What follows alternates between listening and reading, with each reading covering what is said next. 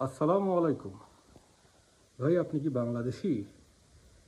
যদি বাংলাদেশি হন অথবা বাংলায় কথা বলেন, তাহলে আজকে কি আপনি পিনাকি ভট্টাচার্যের যে ভিডিওটা ছাড়ছে তার ওয়েবসাইটে, ইউটিউব চ্যানেলে, আপনি কি সেটা দেখছেন? অনুরোধ করতেছি আপনি একটু দেখেন। যদি আপনার চিন্তা ভাবনা কাজ করে তাহলে আপনি জিনিসটা দেখেন। একটা কথা আমার খুব খুব ভালো লাগছে। সেইখানে লিখছে যে শরিয়া আইন আর পশ্চিমা আইন, তার ভিতরে পার্থক্য। তার ভিতরে কোন কথাটা আমার ভালো লাগছে, সে একটা কথা লিখছে, এরকম কথা বলছে যে আপনার ভাইকে যদি কেউ হত্যা করে, চুপ্পু চাইলে সেটা মাফ করে দিতে পারে। মানে আমাদের যে প্রধান কি রাষ্ট্রপতি, মাননীয় রাষ্ট্রপতি, রাষ্ট্রপতি তো মাননীয় রাষ্ট্রপতি বলতে হয়, মহামান্য রাষ্ট্রপতি, সে চাইলে মাফ করে দিতে পারে।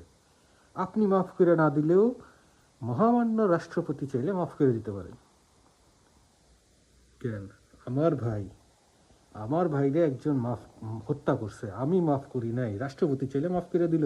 কে রাষ্ট্রপতি আমার? এমন রাষ্ট্রপতি আমার দরকার নাই। আপনার দরকার আছে? বুঝছেন কোন আইনে আমরা বাস করি? পিনাকি এই জিনিসটা নিয়ে কথা বলছে, পিনাকি এই কথা বলছে, কথাটা আমার কলিজায় যায় লাগছে, কলিজায়, একদম কলিজায় যায় লাগছে। খুব ভালো হইতো যদি এই কথাগুলা আমি কোনো আলেমের মুখ থেকে শুনতাম, যারা লাখ লাখ মানুষের সামনে নিয়ে ওয়াজ করে, ঘন্টায় লক্ষ টাকা কামাই করে,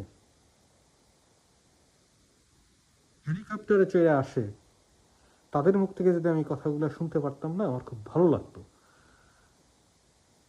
কিন্তু যাই হোক, আল্লাহ তালা এই কথাগুলো আমার শোনাইছে কি পিনাকি ভট্টাচার্যের মুখ থেকে।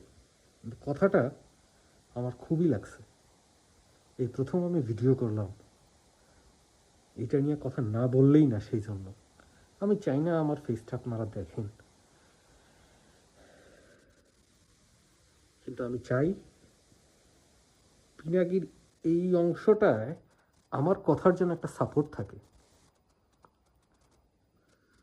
তাই আমি এই ভিডিওটা বানাইলাম। কেউ দেখলে দেখবেন, না দেখলে না দেখবেন, কিন্তু আমি এই কথার সাপোর্টে একটা কথা বলছি, এইটা আমার এই ফেসবুক পেজে যেন থাইকা যায়, এটা আমার চাওয়া।